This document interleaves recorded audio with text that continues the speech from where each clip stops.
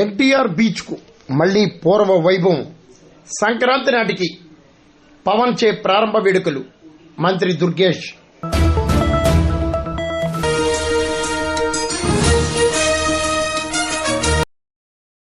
ఉమ్మడి తూర్పుగోదావరి జిల్లాలో అత్యంత ప్రాధాన్యత కలిగిన కాకినాడ ఎన్టీఆర్ బీచ్ కు మళ్లీ పూర్వ వైభవం సాధిస్తామని రాష్ట్ర మంత్రి కొందర దుర్గేష్ తెలిపారు.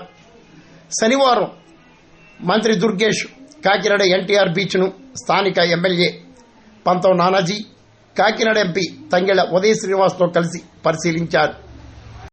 గత వైసీపీ పాలనలో పర్యాటక రంగం అస్తవ్యస్తంగా మారిందని ఆయన ఆగ్రహం వ్యక్తం చేశారు. కాకినాడ బీచ్ పార్కుకు ఆధునీకరణ చేపట్టి సంక్రాంతి నాటికి సిద్దం చేస్తామన్నారు. రాష్ట్ర ఉప ముఖ్యమంత్రి పవన్ కళ్యాణ్ చేతుల మీదుగా ప్రారంభం చేస్తామని కూడా మంత్రి దుర్గేష్ ప్రకటించారు. జేసీ గారు, ఆర్డీ గారు అందరం కలిసి ఈ ప్రదేశాన్ని పర్యటించడం జరిగింది.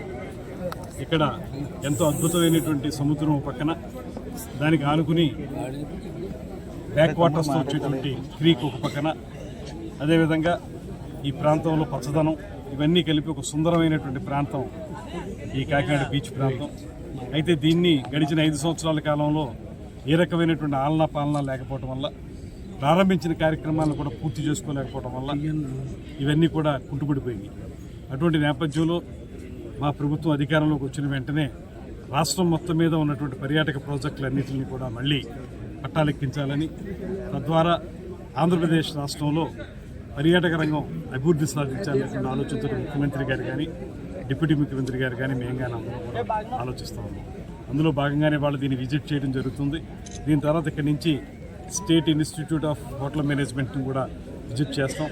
వీటిని మళ్ళీ ప్రజలకు అందుబాటులోకి తీసుకురావడానికి ఏం చేయొచ్చు అనేటువంటి కార్యక్రమం. ఇవాళ కేంద్ర ప్రభుత్వం యొక్క సహకారంతో స్వదేశీ దర్శన్ అనేటువంటి పథకం కింద ఈ కార్యక్రమాలను ప్రారంభించారు గతంలో. అయితే వీటిని పూర్తి చేయడంలో కానీ, అయితే డిస్ప్యూట్